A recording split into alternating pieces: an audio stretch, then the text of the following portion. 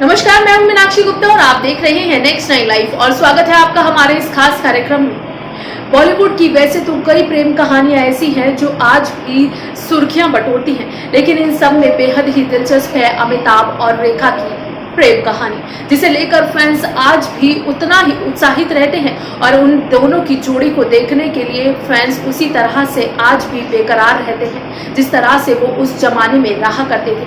कहा जाता है कि रेखा और अमिताभ का प्यार फिल्म अनजाने के सेट से परवान चढ़ा था और इसके बाद से ही दोनों ने एक दूसरे के प्यार में सारी हदें पार कर दी थी।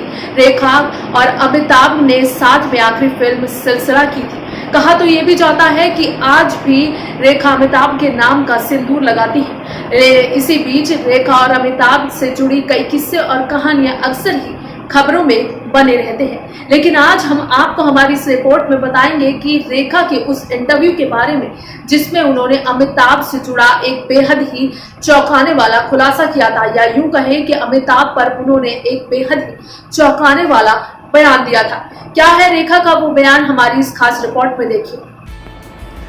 बरसों तक रेखा ने ना जाने कितने इंटरव्यू दिए होंगे जिनमें उन्होंने बार बार अमिताभ का नाम लिया होगा और लगातार ये बात कही होगी कि अमिताभ के साथ उनके संबंध थे।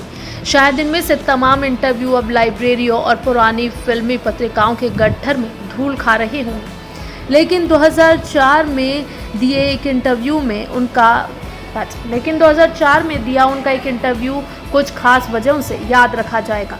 क्रीम रंग की साड़ी पहने और गले में भारी भरकम सोने का हार डाले रेखा की सुर अमिताभ के मसले पर इस शो में बिल्कुल जुदा थे। जब ये पूछा गया कि लगभग 10 फिल्मों में एक साथ काम करने के दौरान क्या उन्हें कभी अमिताभ के साथ मोहब्बत हो गई थी, रेखा ने कहा, बिल्कुल, ये भी क्या बेवकूफ़ाना सवाल है। मैं आज तक ऐसे किसी एक आदमी, औरत या फिर बच्चे से नहीं मिली हूँ जो उनके साथ पूरी तरह डूबकर दीवानगी की हद तक और बिल्कुल पागलों की तरह उनसे मोहब्बत ना करता हो। तो सिर्फ मुझसे ही ये सवाल क्यों किया जाता है? मैं इस बात से क्यों इनकार करूं कि मैं उनसे प्यार नहीं है?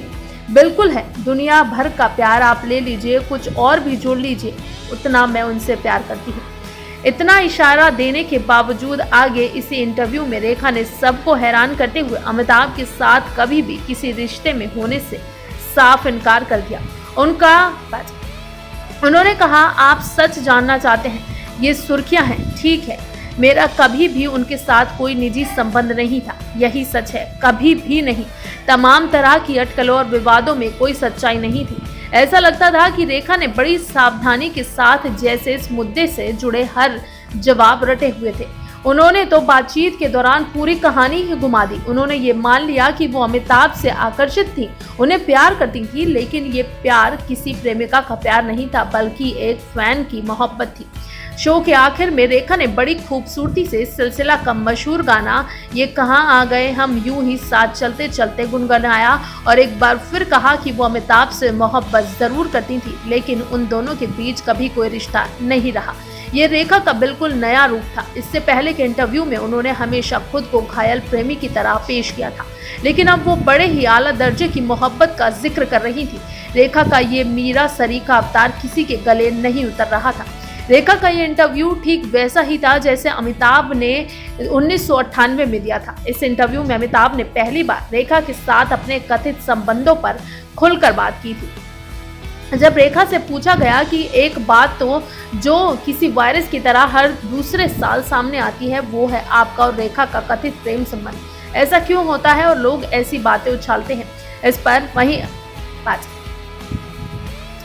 जब अमिताभ से पूछा गया कि एक बात जो किसी वायरस की तरह हर दूसरे साल सामने आती है, वो है आपका और रेखा का कथित प्रेम संबंध, ऐसा क्यों होता है और लोग क्यों ऐसी बातें उछालते हैं?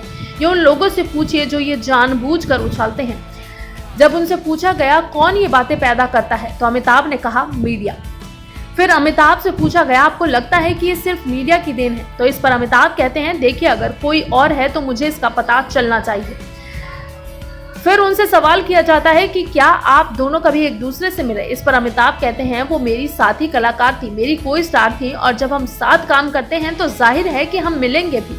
सामाजिक नजरिए से देखा जाए तो हम दोनों के बीच कुछ भी एक जैसा नहीं है, बस कुल मिलाकर इतना ही है। फिर जब उनसे पूछा जाता है आप लोग एक दूसरे से कब से नहीं मिले, इस पर अमिताभ कहते हैं बरसों हो गए। मेरा मतलब है कि कभी कभार हम किसी समारोह में टकरा जाते हैं, मिसाल के तौर पर किसी अवार्ड फंक्शन में या फिर किसी दूसरे समारोह में, बस इतना ही।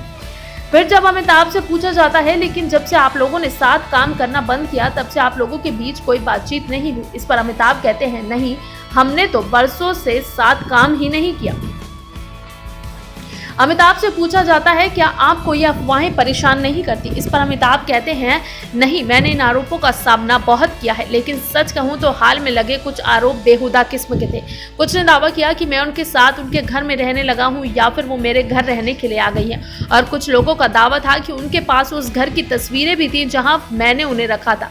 तो फिर ऐसी बातों के बारे में क्या कहें जो महज मजाक से ज्यादा कुछ नहीं है। वो मेरा घर है, मेरा परिवार वहां रहता है, मेरे बीमार माता पिता वहां रहते हैं और मैं उनकी देखभाल करता हूं। मेरे ख्याल से ये काफी संवेदनहीन बात है कि बिना किसी सच्चाई के और बिना किसी जांच पड़ताल के मीडिया मुझ पर इस तरह के आरोप लगाए।